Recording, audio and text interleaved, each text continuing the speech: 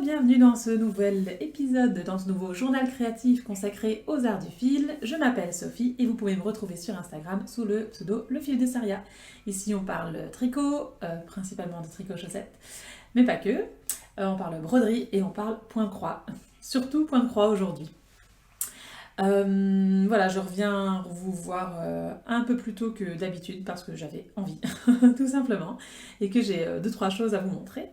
Alors, je viens de mettre mon fils au lit, il y a le babyphone à côté et ça a la radio dans sa chambre, donc j'espère que vous n'allez pas l'entendre. Et si c'est le cas, vous aurez une ambiance musicale sympathique. Voilà.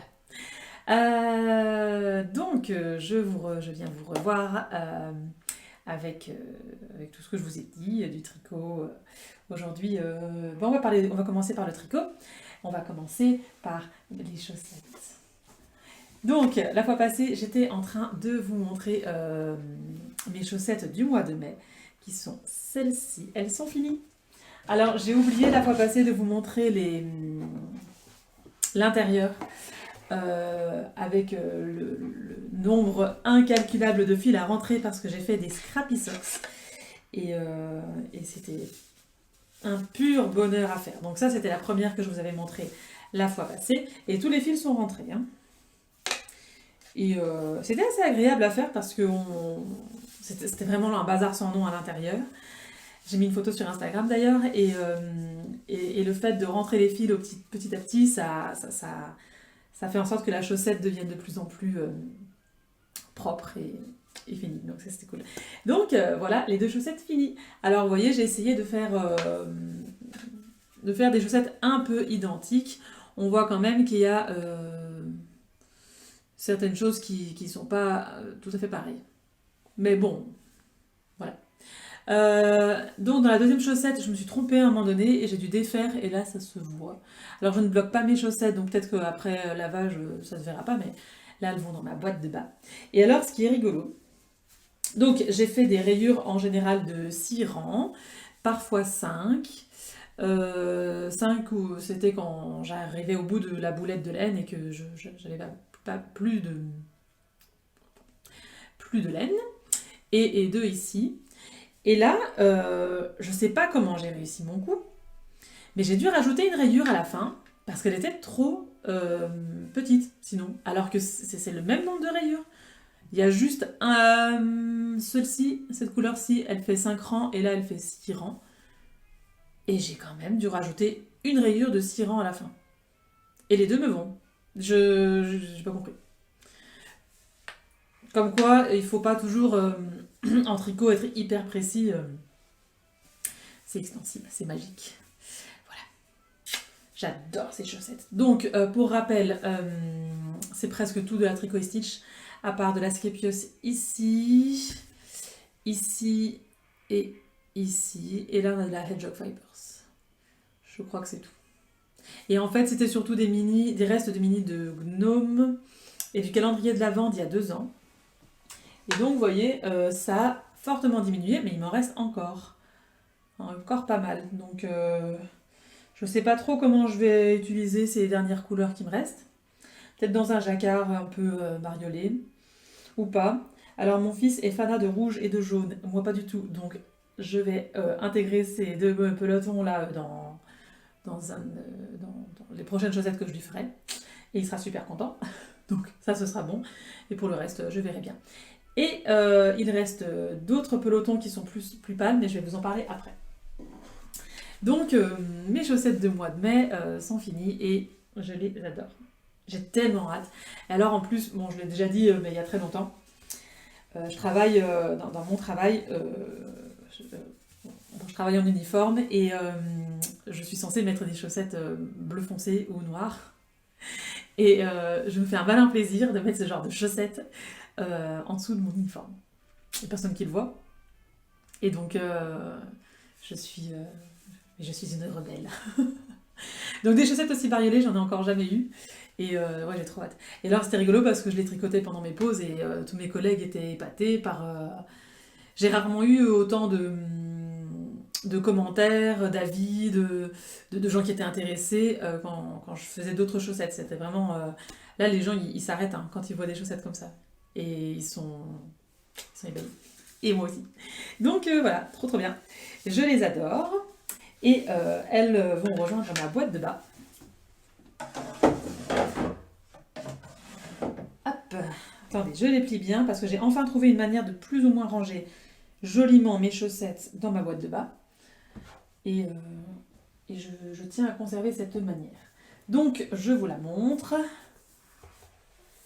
Je ne sais pas vous, mais moi je trouve que ça manque de chaussettes pour moi. Hein, mais bon, j'ai commencé des chaussettes pour mon chéri ici. Mais c'est beau. Vivement le mois de mai. Vivement le mois de décembre que je m'offre toutes ces jolies chaussettes. Ah, j'adore ça.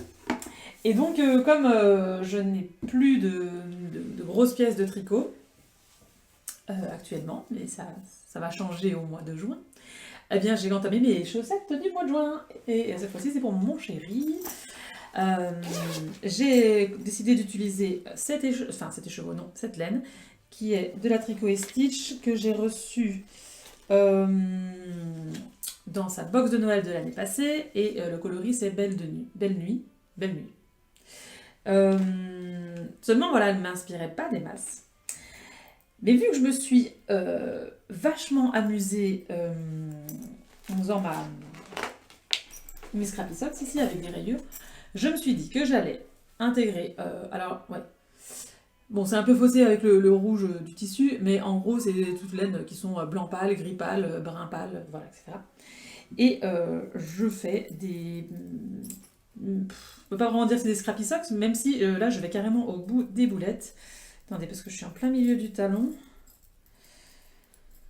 Hop, et je ne voudrais pas perdre des mailles. Qu'est-ce qui s'est passé? Non, dit Jou. Ah. Bon, il se passe un truc bizarre, mais tout va bien. Je m'en occuperai plus tard. Voilà. Ah, c'est mon fils. Je les ai commencés hier, et j'en suis déjà là en train de faire le talon. Pour vous dire à quel point c'est addictif quand c'est des rayures. Et donc là, j'ai décidé donc de faire des grosses rayures de 6 rangs, entrecoupées de rayures de 2 rangs blancs. Et je vais au bout des boulettes. Et je fais courir mon fil le long du tissu. Et voilà, là je viens de terminer une première boulette. Et donc à partir de après le talon, ce sera une nouvelle couleur, mais toujours un truc pâle. Voilà, ce sera des scrappy socks, mais pas tout à fait.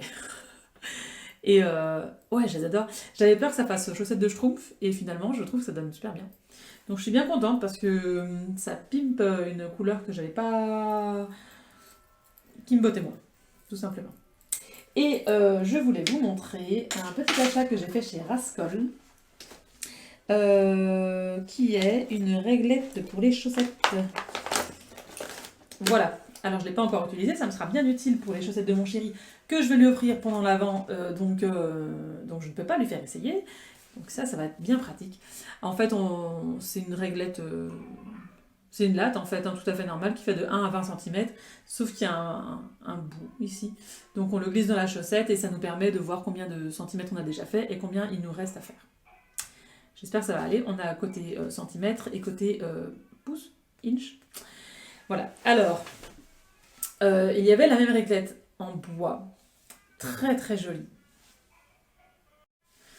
sur Rascol. Bon, elle était en rupture de stock, mais régulièrement il la ramène. Et au début, je voulais m'acheter celle en bois, mais elle coûtait 25 €, je crois, quelque chose comme ça. Et elle coûtait 3,50 €. Alors, j'ai pas les prix exacts, mais c'est dans l'ordre de prix, donc je me suis dit, bon bah, plastique. Hein. Et bon, mais l'autre, elle est vachement belle. Hein. Donc je vais l'utiliser pour cette paire de chaussettes et au prochain épisode, je vous dirai si ça m'a été utile ou pas. Donc c'est plutôt sympa. Et en tricot, je vous ai dit que j'allais bientôt commencer un nouveau projet. Alors j'ai pas encore acheté la laine, je suis pas encore tout à fait sûre des couleurs, mais j'ai imprimé le patron aujourd'hui. Et ce sera le Alaska Sweater. Oui, parce que l'été arrive et donc je vais commencer à tricoter de la déca. Mais vu mon rythme de tricot actuel, en dehors des chaussettes. Ouais, j'espère l'avoir terminé pour l'automne, pour pouvoir le mettre. Et je manque cruellement, non peut-être pas cruellement, mais je manque vraiment de gros pulls pour l'hiver. J'ai que des pulls en fingering en fait et ça ne va pas. Et donc, enfin si, ça me va très bien actuellement, mais j'ai envie de gros pulls bien chauds pour cet automne et cet hiver. Donc voilà, je vais faire ce pull, le Alaska Sweater de Camille Descoteaux, qui est en français et qui m'a l'air particulièrement sympathique. Et je vais utiliser de la laine de Loli Lafay parce que c'est une créatrice de laine qui me tente particulièrement. Et je pense que la couleur principale, je vais utiliser le vert forêt. Et je ne me suis pas encore décidée pour les sapins. On verra bien. Voilà. Donc, en fait, au travail, j'ai des horaires qui ne me plaisent pas mi-juin. Et donc, je me récompenserai en m'offrant la laine de Loli Lafay à ce moment-là. Donc, je vous le montrerai quand je l'aurai reçu. Et ça va être trop bien. Tricot, c'est tout. On va passer à la partie broderie. Et la broderie, il n'y a pas grand-chose. Je sais, c'est fou. En fait, je pense que j'ai tellement brodé. Non, je n'ai pas tellement brodé quand j'étais en vacances en Sicile, mais c'est surtout, j'ai été tellement en manque de tricot et de points de croix que là, je suis vraiment le mojo tricot, point de croix à fond les balles. Et puis, c'est pas grave, hein, on s'écoute. Donc pour l'instant, je suis en train de faire le défi broderie, le nouveau défi broderie de Julie Jolissonge qui s'appelle Les Beaux Jours. Et voilà où j'en suis. Et je le trouve plutôt sympathique. Alors, aujourd'hui ou hier est sorti l'indice des papillons, donc je vais faire ça peut-être demain, qui sont très beaux. J'ai eu un petit coup de mou sur cette broderie, parce que c'est très beau, mais en fait au début j'utilisais les couleurs préconisées par... Enfin, pas préconisées, les couleurs que Julie avait utilisées.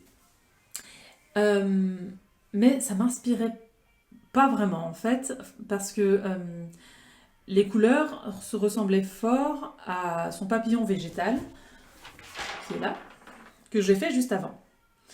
Et c'est pas mes couleurs de base, des trucs pastel, printaniers comme ça, et faire deux fois les mêmes types de couleurs, je sais pas, ça me bloquait. Et puis, j'ai reçu en même temps que ma réglette des petits fils de broderie, et notamment ce bleu foncé. Est-ce que ça fait le point? Et j'avais tellement envie de le mettre, de l'utiliser maintenant tout de suite, que c'était cette étape-là, et elle me bloquait, ça devait être du rose normalement. Donc voilà, j'ai décidé qu'à partir de là, je faisais les couleurs qui me plaisaient. Alors c'est pas... Julie, elle va pas s'offusquer que je fasse d'autres couleurs. Hein. En broderie, on fait vraiment ce qu'on veut. En broderie, en tricot, on fait ce qu'on veut. C'est surtout que je ne me fais pas assez confiance pour choisir moi-même mes couleurs et pour que ça donne un beau résultat. Et là, je me suis dit, en fait, on s'en fiche du résultat. L'important, c'est que je passe un bon moment. Et finalement, le résultat est plutôt sympa. Donc ça c'est cool. Et alors pour les cerises ici, on a pris un nouveau point, le point de Rhodes je crois, pour faire les boules de cerises. Est-ce que... Difficile de faire le point. Hein. Coucou. Qu'est-ce qu'il faudrait que je cache? Ma tête? Mais du coup je vois plus. Bref, c'est un point en relief, pas compliqué, il faut être concentré, mais il n'y a pas de problème. Et je me dis que c'est un super point pour faire les glaces que j'ai envie de broder sur un sweatshirt de mon fils pour faire les boules de glace. Donc c'est cool. Encore maintenant, j'apprends plein de choses. Voilà, ce sera bien. Et c'est tout pour la broderie. Je sais, je suis décevante. Mais j'ai tellement envie de tricoter des chaussettes et j'ai tellement envie de faire du point de croix en ce moment. Je passe ma vie sur Etsy à mettre en favori des pâtes, des grilles et des grilles et des grilles. Et tous les soirs, je laisse tomber tout le monde et je brode. Du point de croix. Donc on va passer à la partie point de croix. Je regarde un peu ici parce que j'ai pas mal de choses à vous montrer. En tricot, c'est fait. En broderie, c'est fait, donc point de croix. J'étais occupée la fois passée à faire l'indice 8 de The Halloween Wreath de The Frosted Pumpkin Stitchery. Et le voilà terminé, donc vous l'aviez vu déjà bien avancé. Et il est trop cool. Il est franchement sympa, on voit tout doucement le bout. Alors à la fin, on va le transformer en coussin. J'avoue que j'appréhende un peu cette étape parce que ça fait longtemps que j'ai plus sorti ma machine à coudre. Et je crois qu'elle est toute déréglée. Et voilà. Je sais pas trop, on verra. Mais c'est plutôt cool. J'en dis pas plus parce que je vous en ai déjà parlé la fois passée. Et, je l'aime énormément. Qu'est-ce que je fais d'autre? Je regarde. Qu'est-ce que je fais d'autre? Ah oui. Donc, j'ai découvert des nouveaux créateurs sur Etsy. Ah, ça fourmille d'idées là-dedans. Hein. Et notamment une créatrice qui s'appelle Tiny Cross Stitches, dont je vous montrerai le lien en dessous, qui est une Canadienne. Et elle m'a... J'ai craqué pour certaines de ses grilles. Alors, attendez. Je vais vous montrer la grille que je voulais faire, absolument. C'était celle-ci. Trop belle, hein? Trop belle. Mais, attendez. Il faut une toile de 65 cm sur 65 cm. Et c'est... Il n'y a pas de blanc, hein, tout est brodé. Parce que j'ai peur de rien. Et donc, je pensais avoir assez. Est-ce que c'est celle-ci?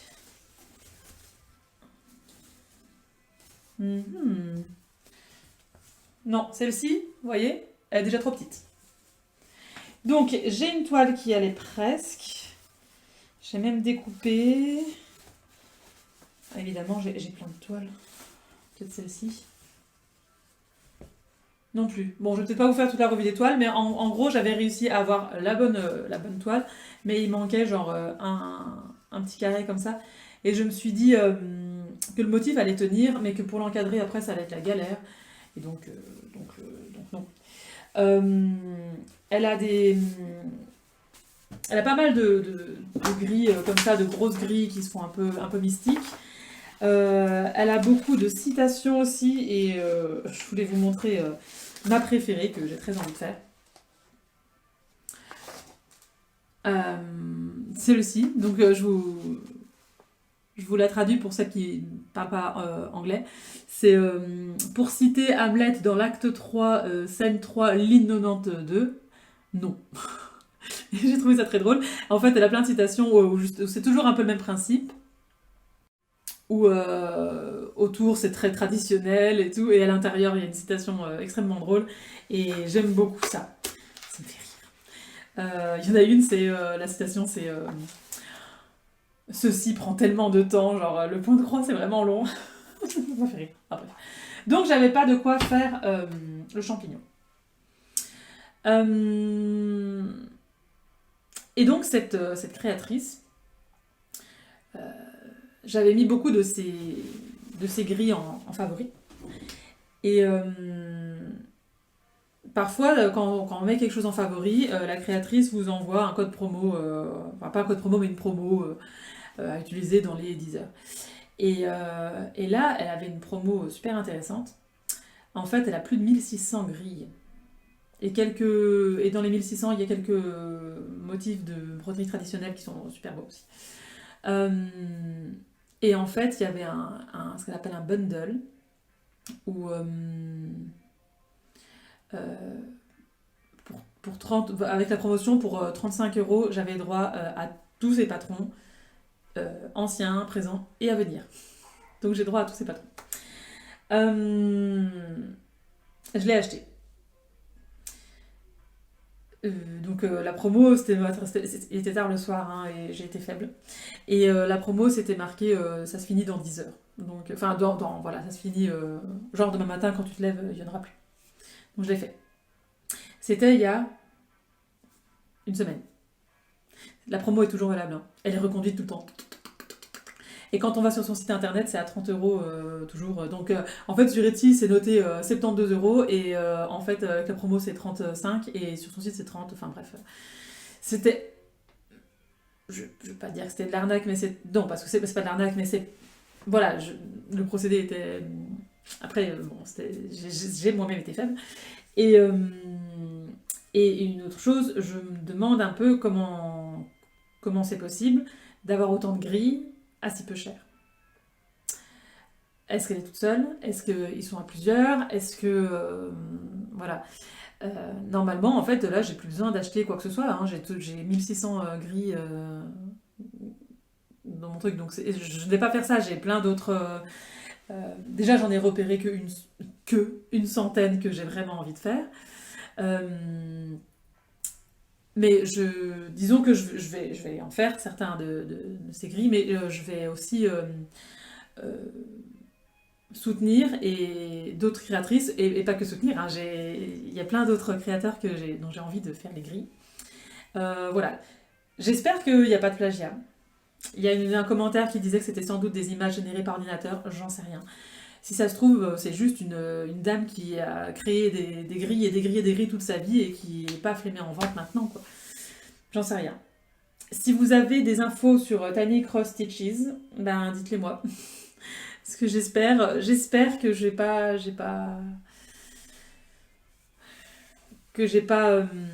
donné mes sous à quelqu'un. Voilà, c'est juste que je m'interroge sur le modèle économique. Ça me semble bizarre, mais si ça se trouve, tout va bien. Et j'ai pas envie non plus de mettre le doute parmi vous, de dire n'y allez pas, parce qu'en fait j'en sais rien, je sais pas. Et puis je l'ai acheté sans me poser trop de questions non plus ce jour-là, donc j'espère que tout va bien. Et ah oui, et donc je ne sais pas comment ça se passe quand on achète seulement une de ces grilles, mais là quand on achète le bundle, en fait on achète un lien vers un cloud, et là il faut aller télécharger la bonne grille, donc il faut un peu chipoter, mais une fois qu'on a trouvé le principe, ça va tout seul. Et alors en fait à la base j'étais partie à j'ai pas d'imprimante, donc je suis partie à l'imprimerie pour vous imprimer juste les pages de garde pour vous montrer les images, et on s'est mal comprise avec la dame. Je lui ai dit la première page en couleur, et elle a pensé la première page en couleur et tout le reste en noir et blanc, donc elle m'a tout imprimé. Bon bah c'est pas moi, c'est pas plus mal, hein. Quand j'aurai plus de batterie sur mon GSM, je pourrai aller voir sur les pages, et du coup je peux vous montrer un peu comment ça se présente. Je vais... voilà. Regardez, par exemple, la cotation, en fait, ça se présente sur 4 pages. Voilà. Qu'on peut coller l'une à l'autre, en fait, limite. C'est pas comme... par exemple, Madame Chantilly, quand on a une grille, sur la deuxième... En fait, il y a une partie grisée, et sur la deuxième page, il y a la même partie grisée, ce qui fait qu'on a un raccord, tandis que là, c'est vraiment côte à côte. Ce qui, moi, me pose pas de problème. Alors, sur certaines de ces grilles, sous chaque page, il y a la légende. Ça, c'est génial. Et on l'a en couleur, mais bon, c'est imprimé en noir et blanc, parce que... Hein, et on l'a en noir et blanc. Et je trouve que c'est très, très lisible. Ça, il n'y a aucun problème avec ça. Donc ça, c'est la citation. Les champignons. Alors, combien il y a de pages ? Combien il y a de pages? Il y a au moins ça, hein. Il y a 20 pages. Je vais m'amuser, hein. Sachant que là, toutes les cases sont remplies, quoi. Bon, la 20e page, ça devrait aller, je vais vraiment sortir. Il y a juste 6 ou 7 trucs au-dessus. Donc, c'est cool. Ce mois-ci, j'achète la laine de Loli la Fée, mais le mois prochain, j'achète de quoi faire ça. Et du coup, j'ai décidé de partir sur un autre, où j'avais plus ou moins tout ce qu'il fallait, sauf quelques fils, dont encore un qui me manque demain. Et c'est celui-ci, qui est un peu étrange, hein. La forêt est remplie de magie et de secrets, ça me parlait énormément. Alors là, ça fait très pixelisé. Mais je sais pas, moi ça me plaît bien. Et là, il y a 9 pages. Et j'ai commencé. Et j'ai commencé, bon, il me manque un vert, donc j'ai terminé la première page sauf ce vert-là. Pour l'instant, ça donne rien, on est d'accord, mais ce soir, je continue par ici. J'espère que j'ai bien calculé et que j'aurai assez de toile. Voilà, c'est pas évident à faire parce que il y a beaucoup de couleurs qui se ressemblent. Et donc parfois, bon, par exemple ici, vous voyez le noir ou le blanc, on sait faire des gros morceaux, mais il y a certaines couleurs, il y a juste une croix dans la page où c'est cette couleur-là, quoi. Donc il faut être bien concentré. Je vais essayer ce soir de broder, parce que d'habitude j'utilise le diagramme sur le GSM. Je vais essayer peut-être d'utiliser les feuilles pour voir si c'est plus facile pour moi. Peut-être que oui. Donc voilà, c'est cool. Je l'aime bien. Elle est. Ça va bien avec la citation parce que pour moi c'est un peu presque fascinant en fait. C'est flou en fait. Vous comprenez? Quand on regarde l'image, ouais, c'est flou et un peu étrange et un peu fascinant. Donc je l'aime bien, je l'aime beaucoup. Et, euh, et en fait, ce que je vais faire, c'est que parce que je ne compte pas laisser tomber mes stitch longues annuels et tout, euh, en fait, à chaque fois que je vais avancer sur un indice de stitch longue, euh, entre chaque indice de stitch longue, je vais intégrer une page de ceci. Puis du champignon, mais j'ai aussi d'autres grilles que j'ai envie de faire. Donc, disons que je fais beaucoup de points de croix pour l'instant parce qu'en plus, je me sens. Enfin, je sais pas que je suis submergée, mais c'est la fin d'année, il y a beaucoup de choses à gérer actuellement. Et donc, le point de croix, je suis vraiment zen. Donc, le soir, c'est point de croix. Juste ça. Et ça permet de se sentir bien. Donc j'avance bien sur les points de croix pour l'instant. Voilà, j'ai dû utiliser mon GSM pour répondre à mes beaux-parents et j'espère que. Et donc j'ai dû remettre mon GSM après en place. J'espère qu'il n'y a pas trop de décalage, mais bon voilà.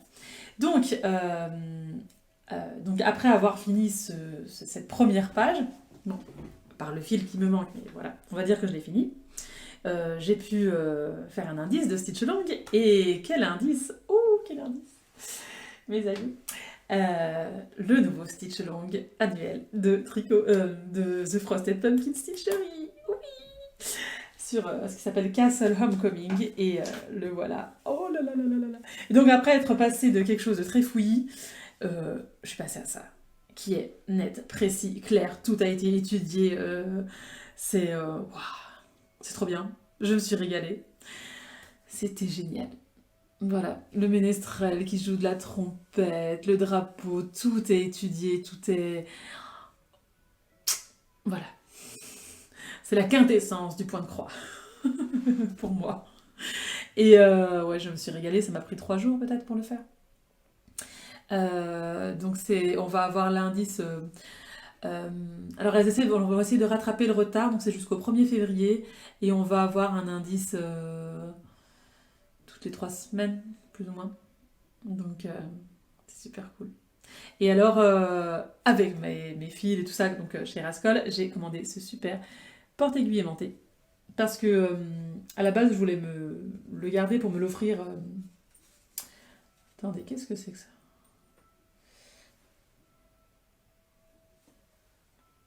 Bizarre. Ah, il est déjà ébréché. Bon, attendez. Ce porte-aiguille aimanté chez Rascol, je voulais me l'offrir pour la fin d'année dans mon calendrier de l'Avent, mais vu que je multiplie les encours, j'en avais besoin d'un maintenant. Donc le voilà, il est trop trop beau, mais je viens de voir qu'il était déjà ébréché au niveau de l'aimant. Alors, si vous avez des astuces pour acheter des aimants, et pour pouvoir les recoller, etc. Dites-le moi, parce que j'ai un autre Needleminder dont l'aimant est complètement pété. Et ce petit morceau là, il est trop beau, j'ai pas envie de le jeter, je vais l'utiliser. D'ailleurs, je me demande si je ne l'ai pas ici à côté, je vous le montrerai. Voilà, il est super. Ce petit Needle Minder, je l'aime beaucoup. Beaucoup, beaucoup. Donc voilà, c'était trop bien. Encore un bon moment. Alors, attendez. Est-ce que j'ai ça? Non, il n'est pas là. Mais je voulais vous montrer deux autres choses que j'achète chez Rascol. Je ne suis pas sponsorisée. Du tout, j'achète pas que là mes articles à broderie, mais j'en achète quand même parfois par là. On m'a demandé comment est-ce que je faisais pour ranger mes fils. Alors, j'ai des grandes boîtes en plastique pour les fils que j'utilise, que je stocke, que je collectionne. Et pour chaque projet, j'ai une boîte en plastique comme ça, où je mets ici. Alors, mon organisation, attention. Ici, c'est mon coupe-fil. Ah ouais, j'ai une anecdote à vous parler après, ça va être drôle. J'ai les fils qui sont en bobine, qui ne sont pas encore bobinés, les fils en échevette. Là, c'est les fils qui passent d'un projet à l'autre. Et là, c'est ma petite poubelle à fils, pour pas que ça s'envole. Parce que figurez-vous que parfois, je brode dehors. Et que, donc la fois passée, je brodais avec cette boîte dehors, et les enfants jouaient, puis ils m'ont appelé, j'ai été jouer avec eux, j'ai laissé ma boîte ouverte. Puis quand il a fallu rentrer le soir, hop, je ferme vite ma boîte, on rentre, et voilà. Et le soir, quand j'ai réouvert ma boîte, quelle ne fut pas ma surprise de découvrir qu'un oiseau avait fait ses besoins dans ma boîte. Faites attention quand vous brodez dehors. Alors, heureusement, dans mon malheur, la déjection est arrivée ici. Donc, il y en a eu sur la boîte en plastique, facile à nettoyer, sur le coupe-fil, facile à nettoyer, et sur cette échevette, où j'ai dû un tout petit peu, où j'ai pu nettoyer, et il n'y a plus rien. Parce que si ça avait été là, vous voyez, ça c'est du fil, on le nettoie rapidement, et puis on passe. Mais là, ça aurait été plus compliqué, quoi. Ah ouais, je prends mon coupe-fil, je fais... Mais qu'est-ce que c'est que ce truc? C'est pas possible. Ah oui, c'était l'anecdote sympa du jour. Ah ouais, j'étais dégoûtée. Mais j'ai eu de la chance dans mon malheur. C'était... voilà.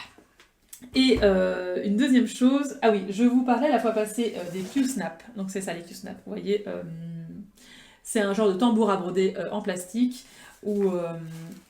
attendez, ça tient super bien. Ah, mon aiguille s'est fait la malle. C'est difficile à enlever les Q-Snap. Pourquoi ça marche pas? Voilà. Donc, vous voyez, en gros, on a ceci, un espèce de carré, on place la toile, on met le clip. Hop, la toile, elle est tendue. Elle se détendra pas.